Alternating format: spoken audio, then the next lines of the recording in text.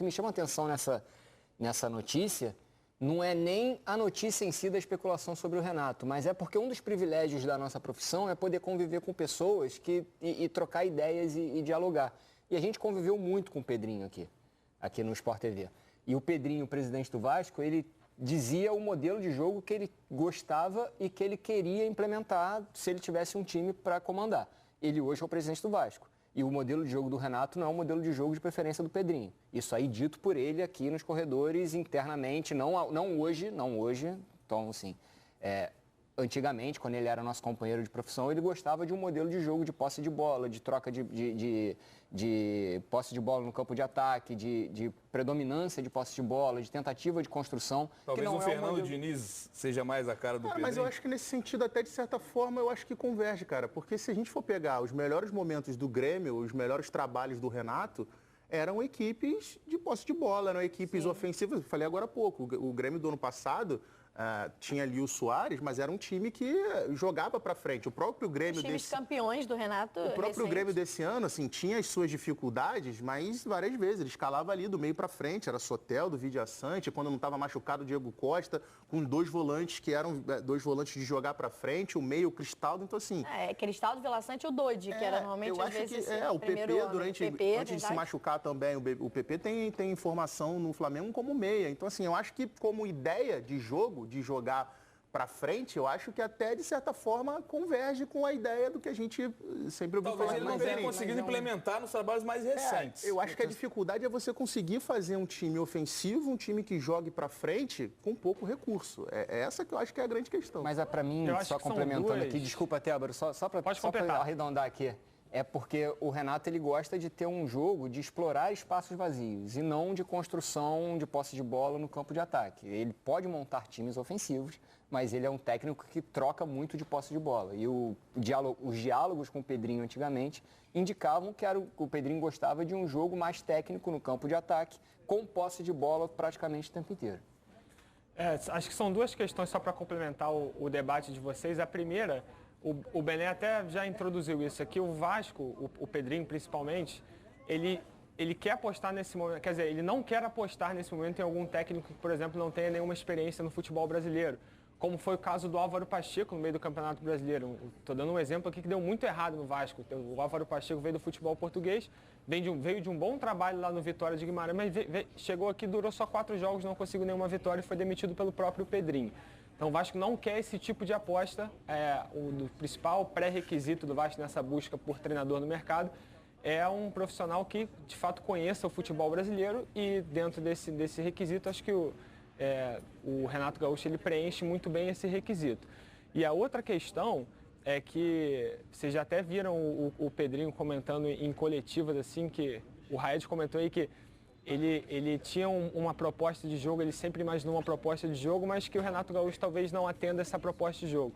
O Pedrinho já comentou algumas vezes que quando ele estava aqui, dividia a bancada com a gente, ele pensava uma coisa, mas no dia a dia ali ele está se permitindo mudar de ideia. Como, por exemplo, na questão de manter um treinador e não ficar trocando de treinador toda hora. O Pedrinho, né, só na metade da temporada que ele assumiu, ele já trocou de treinador 2 vezes, né? Demitiu o Álvaro Pacheco e demitiu o Rafael Paiva. Ele falou que nessa questão ele aprendeu, viu que no dia a dia ele é um pouco diferente. Não sei se com relação a essa proposta de jogo que ele quer, ele também esteja repensando isso. Mas o fato é que o Pedrinho, ele primeiro buscou alguns treinadores que atendam realmente essa proposta de jogo que ele defende, que é o Luiz Castro, o Pedro Caixinha, mas, cara, são treinadores que eles não conseguiram avanço. O Luiz Castro não quer voltar para o futebol brasileiro agora. O Pedro Caixinha não houve, o Pedro Caixinha, português, ex-treinador do Bragantino, não houve avanço nas conversas com ele. Então, eu acho que não sei se realmente é isso que está acontecendo, mas de fato, eu acho que o Vasco está querendo agora um treinador que pelo menos dê segurança para que eles possam iniciar uma temporada e não passe sufoco como foi na temporada passada, né? E como foi o início dessa temporada também. Vale lembrar que o Rafael Paiva, quando o Rafael Paiva assume o Vasco no meio do campeonato, o Vasco estava perigando ali, zona de rebaixamento, estava circulando entre 16º, 17º, por causa do Rafael Paiva, que o Vasco consegue terminar o campeonato bem. Então, acho que o Pedrinho e os dirigentes dele estão procurando um treinador agora que dê um pouco mais de segurança para esse início de trabalho de 2025. Naturalmente, eu acho que tem um alinhamento aí de expectativa e realidade. Também deve ter aquilo que o Pedrinho sonhava e aquilo que é possível fazer diante da realidade que se impõe. Mas acho que a grande questão hoje da escolha de um treinador, e aí um elenco, para o time, para a situação do clube hoje, do Vasco da Gama, eu acho que é alinhar o que você pensa para um treinador com o que você tem à disposição de elenco ou que você tenha a possibilidade de contratar. Ainda que a ideia seja um treinador mais experiente, que não seja uma aposta, ele ainda tem que estar alinhado com o que você tem de elenco ou o que você está disposto a construir. Hoje eu acho que a gente concorda que um elenco, da forma como o Renato gostaria de trabalhar, mas teria que fazer muitas mudanças no que tem à disposição hoje. Foi o que eu falei com relação a essa questão que, para mim, tem uma diferença ali, uma falta de compatibilidade com o que o Vasco tem de elenco, o que o Vasco pode oferecer de elenco para o Renato e a forma com que o Renato tem de jogar futebol. É claro que a gente está falando sempre o que o Vasco pode oferecer nesse momento, Sim. porque pode acontecer de repente, o Vasco conseguir negociar a sua SAF e aí muda, o universo vira outro. Mas tem que mudar bastante, né? Mas aí se chega alguém com dinheiro ali para conseguir fazer um aporte em contratações, aí é uma outra questão. Agora, Não só isso, né? Porque a 777, no próprio exemplo do Vasco, teve muito dinheiro e usou muito mal, né? Sim. Sabendo usar. Só dinheiro para fazer a contratação que eu digo, obviamente, no sentido de, usar bem, contratar bem.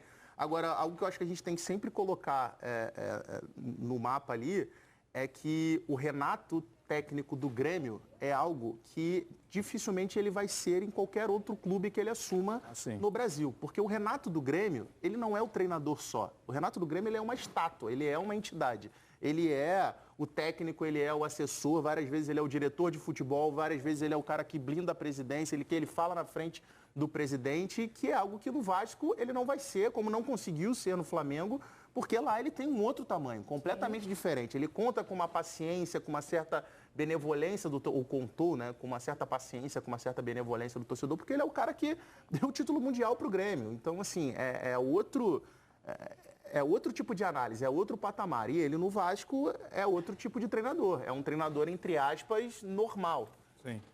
Mas eu acho que pode até ser semelhante assim, a forma de montagem de elenco, porque no Grêmio também nunca houve muito recurso. Se a gente pegar até os times campeões, o Grêmio não fazia grandes contratações. O Renato, de certa forma, ia com o que ele tinha e olhava muito para a base, para revelar alguns jogadores, e isso foi constante no Grêmio, principalmente nessa passagem campeã da Copa do Brasil e da Libertadores, né? Montando um time com o que o Grêmio tinha, conseguindo revelar alguns jovens, alguns bons jogadores e pegando essa passagem recente, mapeando bem o mercado sul-americano, alguns destaques ali. Mas gastou. Não estou dizendo que veio todo mundo de graça. Característica de jogador também. Mas o Grêmio nunca concorreu com o Flamengo, o Palmeiras, por contratações. Mas, por esse é exemplo, meu ponto. para trazer Vidia Sante, Cristaldo, Tossaravena, Soteldo, o João Paulo, assim, foi um dinheiro que o Gemerson, foi um dinheiro que o Grêmio colocou, às vezes não só em contratação, mas em salário também, que o Vasco sem SAF não tem condição de fazer. Não é uma aposta que o Vasco não tem condição de contratar. Mais recentemente, Bright White e outros caras que chegaram falando, assim, em termos de elenco, o Renato vai ter menos qualidade técnica do que ele tinha no Grêmio, na minha visão, nas 2 últimas temporadas. Mas pensando já também com a possibilidade da SAF, que é uma possibilidade financeira a mais para o Vasco, claro, mas mesmo assim não bate de frente com a primeira prateleira. Acho que hoje dificilmente o Vasco e o Grêmio, colocando até nessa mesma prateleira, não vão competir por reforços com o Botafogo, com o Atlético Mineiro. O Galo nem tanto nesse momento, mas Flamengo, Palmeiras, enfim. Acho que pode ser algum fator positivo de já conhecimento do Renato Gaúcho dessas últimas temporadas, não? E pensando no elenco do Vasco, acho que dá para encaixar ali com um pouquinho do modelo de jogo do Renato, por exemplo, um atacante de referência diário, o Verratti, um meia criador por trás, o Coutinho. Ele vai precisar de jogadores de lado de campo, que o Vasco tem deficiência nisso, há 2 temporadas já tem deficiência nisso. E no meu entendimento, reforçar a zaga, que é um ponto crítico do Vasco há algumas temporadas. É porque eu estava lembrando aqui agora que domingo acho que pode ser um dia-chave para vários clubes brasileiros com relação a essa expectativa de treinador. Não sei se é a questão do Vasco, até porque talvez fique um pouco alto para os cofres do Vasco trazer, mas o Gustavo Quinteiro, que é técnico do Vélez, que está aí às vésperas de conseguir levar o Vélez novamente a conquistar um título argentino, vai jogar o último jogo contra o Huracan no domingo. E, assim, é um treinador que está sendo olhado por vários clubes brasileiros e acredito eu que vai ter proposta, até pelo que os grandes clubes de futebol brasileiro hoje têm tido condição de pagar em comparação com os clubes argentinos, eu acho que é muito capaz da gente ver o Quinteiros aqui trabalhando no futebol brasileiro na temporada que vem. Então, segunda-feira, certamente esse telefone vai tocar. Esse nome vai pintar esse lá em algum clube. Vai tocar. Esse DDI, né? Esse DDI vai botar no BIA. Ninguém liga por WhatsApp, tá tudo certo. Eu não quis denunciar a idade assim do Raed. Eu só falei, DDI, meu amigo, tá um pouco antigo. Tá na época do fax ainda. Tébora, já que a gente está falando de elenco, né, que isso pese também na escolha do treinador do Vasco, como é que está essa reformulação nesse momento de negociações do Vasco? Tinha a situação do Danilo, né, que o Vasco demonstrou um interesse. O que temos aí já de movimentações no mercado para melhorar esse elenco para o ano que vem, amigo? Camilo, o próprio Danilo deu entrevista hoje ou ontem, se eu não me engano, informando que não vai sair da Juventus nesse momento. Então, o Danilo, nesse momento, eu vejo mais longe de reforçar o Vasco. O Vasco chegou a apresentar um projeto para o Danilo. Foi um alvo que o Vasco já havia procurado na última janela do meio do ano. Havia esse sonho de contratar o Danilo, foi feito todo um projeto para ele. Mas ele informou lá em entrevista que não quer sair da Juventus nesse momento, talvez só no meio do ano pensar em trocar de clube e retornar ao futebol brasileiro. Mas o Vasco tem outros alvos aí na mira para zagueiro. Zagueiro é a prioridade, vocês já citaram aí, todo mundo sabe que o Vasco precisa contratar zagueiro, mais de um inclusive para a próxima temporada. Mas o Vasco também precisa contratar pontas, precisa contratar volante. A diretoria tem feito essas primeiras sondagens, mas nada muito avançado até onde a gente sabe, até porque precisa desse treinador para poder destravar isso. O Vasco que tem, por exemplo, fez contato com o La Vega, que é um ponta uruguaio, cujo contrato está terminando agora com o River Plate de Montevidéu. Esse é, inclusive, uma estratégia que o Vasco está adotando nesse mercado, justamente por não ter muito poder aquisitivo, que é ir atrás de jogadores com o contrato perto do fim. Esse uruguaio é uma oportunidade de mercado, é um jovem de apenas 19 anos, da seleção sub-20 do Uruguai, então ele tem bastante... parece ter um futuro promissor pela frente. O Vasco já fez contato por ele, então esse é um dos alvos que o Vasco procurou inclusive o David Ricardo, zagueiro que fez uma boa Série B do Brasileiro pelo Ceará, foi um dos destaques na campanha do acesso do Vozão, é outro jogador também que o Vasco procurou, mas até agora, segundo a nossa apuração, nada muito avançado. O Vasco está fazendo essas primeiras sondagens, buscando informações ali sobre pedida salarial, de que pode ser feito para ser contratado, mas ainda muita coisa dependendo desse novo treinador que o Vasco tem que contratar. O Vasco necessita de algumas peças em posições diferentes do campo e acho, né, Pedro Moreno, quando a gente começou o programa falando de alinhamento das expectativas, dos sonhos, que o Danilo é um bom exemplo disso. Acho muito difícil, nesse momento pelo menos, o Vasco sonhar com um jogador de seleção brasileira que está ainda jogando no futebol italiano. Acho que o Vasco, né, não oferece, não briga de frente para oferecer as melhores condições financeiras e é um time que não tem identificação com o Danilo. Então, teria que sair todo mundo da concorrência para a gente imaginar um jogador desse porte, nesse momento, jogando no Vasco. Se o Danilo vier para o Vasco é porque ele quer muito jogar no Vasco. Sim. Porque, assim, as questões financeiras, principalmente, é muito difícil a gente imaginar. Agora, em cima do que o Tébaro disse, das questões ali de contratações, pensando na minha visão, só no time titular, assim, 2 zagueiros, um para ser titular e outro que possa brigar com o João Vitor, volante e pontas. Precisa de pelo menos 2 pontas. Se a gente for olhar ali da espinha dorsal, na minha opinião, a gente tem ali, que para mim podem ser aproveitados como titulares para a temporada que vem. Léo Jardim, Piton, João Vitor, Coutinho e Verratti. E aí você tem ali 5 jogadores, em cima disso você tem que contratar. O problema do Vasco é que as contratações do Vasco são jogadores que têm que chegar para jogar. Não é contratação pontual de jogador para você montar um elenco. Não, são contratações de jogadores que precisam chegar para jogar. Depois que você contratar esses jogadores que vão chegar para jogar, aí você pensa na formação de um elenco em cima de uma temporada do Vasco. Vai ter Copa do Brasil, vai ter Campeonato Brasileiro, vai ter Sul-Americana, mas o Vasco precisa fazer contratações de jogadores que cheguem para jogar, para ser titular. Até para a gente dar só uma atualizada, até antes de encerrar contigo, como é que está a situação dos jogadores lesionados, né? Porque o Vasco perdeu jogadores importantes ao longo da temporada por conta de lesão. Quem que o Pedrinho já conta no início do ano, quem certamente vai demorar mais um pouco? Como é que está essa previsão dos reforços internos, digamos assim, os reforços do departamento médico? Dos jogadores que estão lesionados, o único que não vai voltar, enfim, em breve é o atacante David, que foi um jogador muito importante para o Vasco nessa temporada, né? Ele estava atuando muito bem ali como titular, fez gol, mas ele ele teve uma ruptura do ligamento do joelho, só deve voltar no segundo semestre, a partir de setembro, outubro, novembro. Essa é a previsão mais otimista do Vasco, então praticamente descartado para essa temporada do ano que vem.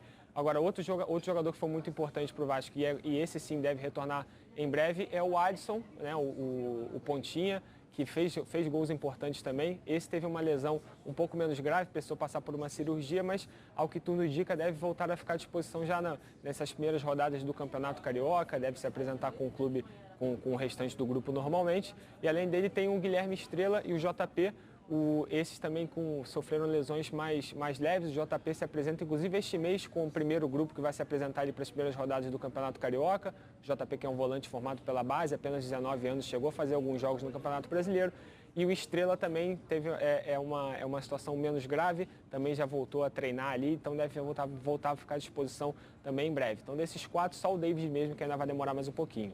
E voltaram agora no final da temporada, o Jair e o Paulinho. Paulinho, inclusive, contra o Cuiabá chegou a fazer um gol que foi anulado. Não valeu.